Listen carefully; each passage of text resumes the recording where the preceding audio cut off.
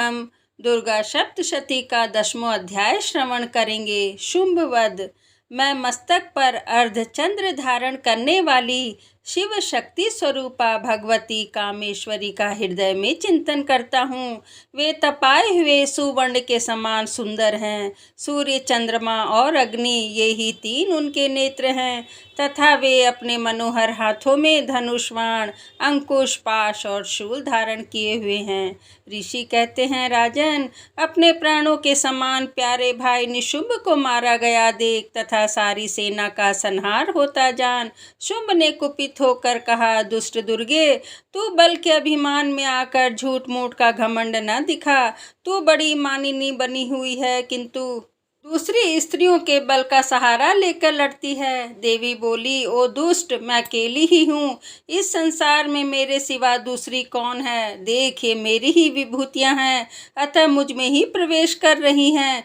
तदंतर ब्राह्मणी तथा समस्त देवियां अंबिका देवी के शरीर में लीन हो गई। उस समय केवल अंबिका देवी ही रह गई। देवी बोली, मैं अपनी ऐश्वर्य शक्ति से अनेक रूपों में यहाँ उपस्थित हुई थी।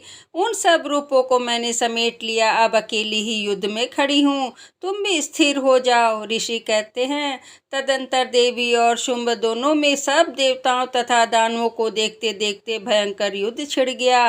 बाणों की वर्षा तथा तीखे शस्त्रों एवं दारुण अस्त्रों के प्रहार के कारण उन दोनों का युद्ध सब लोगों के लिए बड़ा भयानक प्रतीत हुआ। उस समय अंबिका का देवी ने जो सैकड़ों दिव्य अस्त्र छोड़े, उन्हें दैत्यराज शुंभ ने उनके निवारक अस्त्रों द्वारा काट डाला। इसी प्रकार शुंभ ने भी जो दिव्य अस्त्र चलाए, उन्हें परमेश्वरी ने भयंकर हुंकार शब्द के उच्चारण आदि द्वारा खिलवाड़ में ही नष्ट कर डाला। तब उस असुर ने सैकड़ों बाणों से देवी को आच्छादित कर दिया।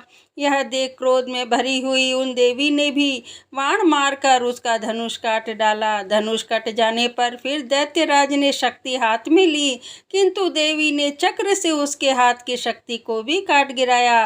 तत्पश्चात दैत्यों के स्वामी शुंभ ने जो 100 चांद वाली चमकती हुई ढाल और तलवार हाथ में ले उस समय देवी पर धावा किया, उसके आते ही चंडिका ने अपने धनुष से छोड़े हुए तीखे बाणों द्वारा उसकी सूर्य किरणों के समान उज्जवल ढाल और तलवार को तुरंत काट दिया। फिर उस दैत्य के घोड़े और सारथी मारे गए। धनुष तो पहले ही कट चुका था। अब उसने अंबिका को मारने के लिए उद्यत हो भयंकर मदगर हाथ में लिया। उसे आते देख देवी ने अपने तीक्ष्ण बाणों से उसका मुदगर भी काट डाला। तिस पर भी वह असुर मुक्का तान कर बड़े वेग से देवी की ओर झपटा। उस दैत्यराज ने देवी की छाती में मुक्का मारा। तब उस देवी ने भी उसकी छाती में एक चांटा जड़ दिया। देवी का थप्पड़ खाकर दैत्यराज शुंभ पृथ्वी पर गिर पड़ा, किंतु पुनः सहसा पूर्ववत उठकर खड़ा हो गया। फिर वह उछला और देवी को ऊपर ले जाकर आकाश में खड़ा हो गया। तब चंडिका आकाश में भी बिना किसी आधार के ही शुंभ के साथ युद्ध करने लगी। उस समय दैत्य और चंडिका का आकाश में एक दूसरे से लड़ने लगे। उनका वह युद्ध पहले सिद्ध और मुनियों को विस्मय में डालने वाला हुआ। फिर अंबिका ने शुंभ के साथ बहुत देर तक युद्ध करने के पश्चात उसे उठाकर घुमाया और पृथ्वी पर पटक दिया।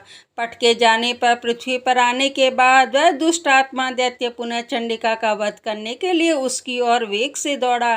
तब समस्त दैत्यों के राजा शुंभ को अपनी ओर आते देख देवी ने त्रिशूल से उसकी छाती छेद कर उसे पृथ्वी पर गिरा दिया।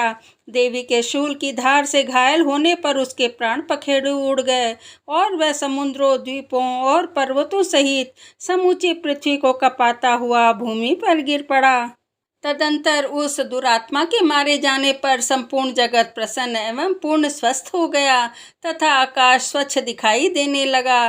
पहले जो उत्पात सूचक मेघ और उल्कापात होते थे वे सब शांत हो गए तथा उस दैत्य के मारे जाने पर नदियां भी ठीक मार्ग से बहने लगी।